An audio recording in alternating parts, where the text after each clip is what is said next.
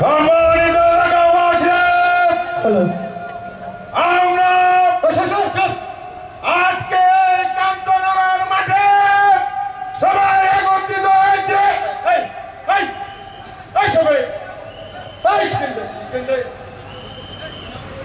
একত্রিত হয়েছে, সবাইকে অভিনন্দন জানাই। যারা দূর দূরান্ত থেকে এই সমাবেশ স্থলে এসে পৌঁছেছেন তাদের সকলকে অভিনন্দন জানাচ্ছি। বীরগঞ্জ থেকে একটি বিশাল মিছিল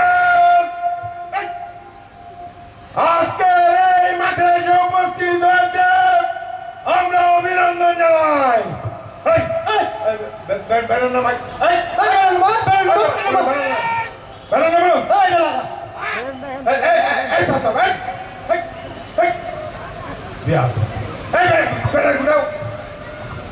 সম্মানিত উপস্থিতি, কারণ থেকে একটি বিশাল মিছিল আজকের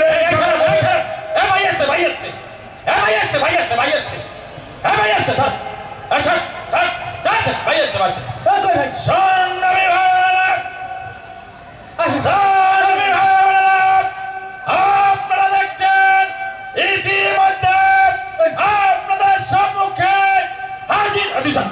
হাজির হয়েছেন এই সুবর্ণ বাংলাদেশ কাউয়া লীগের সম্মানিত উপস্থিতি। এখন আপনাদের সামনে প্রধান অতিথির বক্তব্য পেশ করবেন আমাদের সকলের জনপ্রিয় জননেতা, স্মার্ট বাংলাদেশের স্মার্ট নেতা, জননন্দিত নেতা, আমাদের সকলের পরিচিত জনাব কাউয়া কাদের। কাউয়া ভাইয়ের চরিত্র ফুলের মতো পবিত্র, কাউয়া ভাইয়ের কিছু হলে নিয়ে যাব হাসপাতালে, নিয়ে যাব হাসপাতালে। কাউয়া ভাইয়ের কিছু হলে কাউয়া কাউয়া কাউয়া কাউয়া।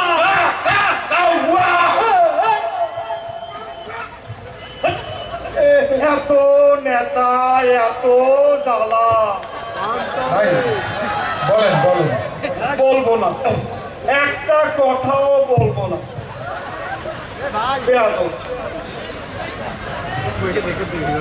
মাইকটা পর্যন্ত ঠিকঠাক, এত জ্বালা। যাই হোক, মুরব্বীরা কেমন আছে? ভালো। আমিও ভালো থাকার চেষ্টা করছি, পালাবো না, ঠিক আছে? প্রয়োজনে লুকিয়ে থাকবো, তারপরেও পালাবো না। আরে এরা কারা? কোথা থেকে এলো এরা?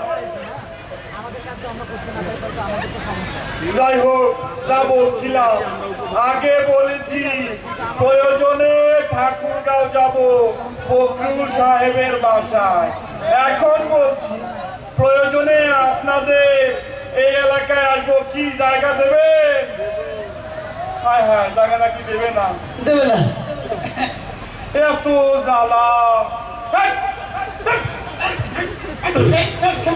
যা বলছিলাম, এই দেশের মানুষ শেখ হাসিনাকে ততদিন পর্যন্ত মনে রাখবে যতদিন তারা মাংসের বদলে কাঁঠালের বার্গার খাওয়াকে মিস করে। তুমি ঠিক। এই দেশের মানুষ আমাদের নেত্রীকে ততদিন পর্যন্ত মনে রাখবে যতদিন তারা ইফতারিতে খেজুরের বদলে বড়ই দিয়ে ইফতার করাকে মিস করবে।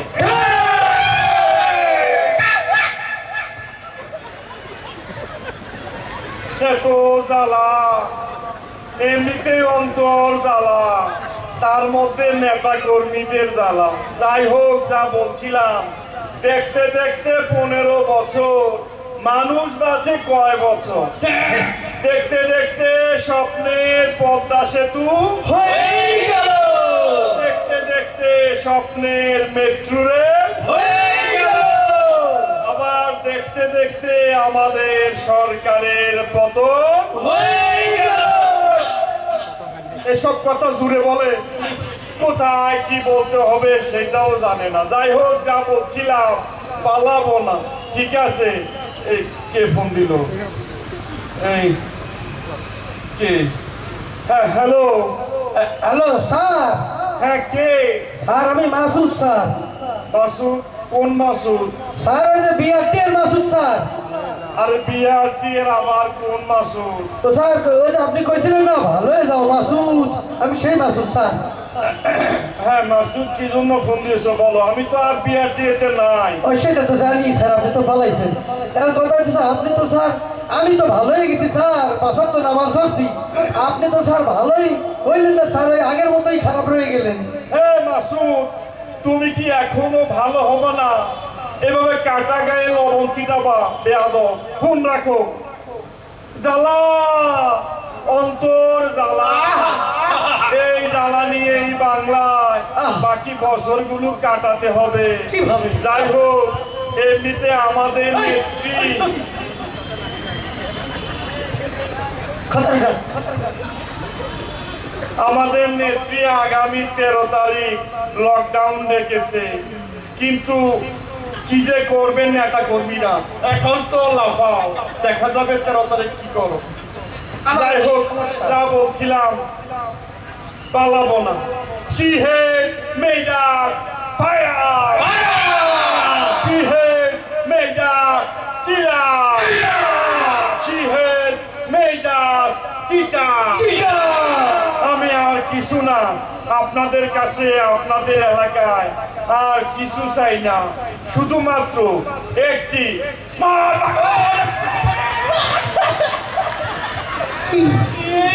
এই নেতা কই? আয় হায় হায়, নেতা এনে পড়ে। এই চল চল চল চল। এই ওরে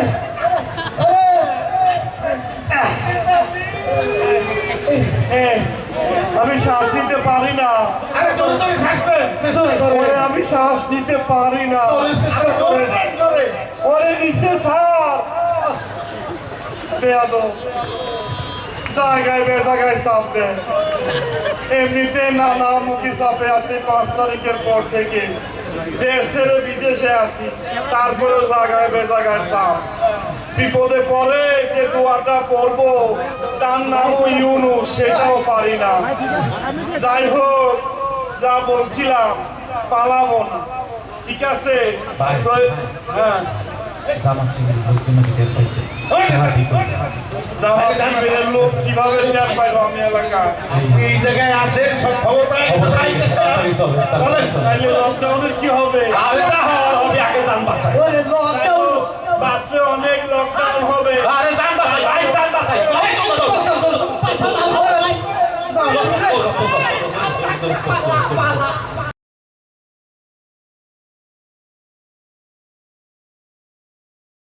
দিনাজপুর টিভি, মানুষের জীবনের কথা বলে।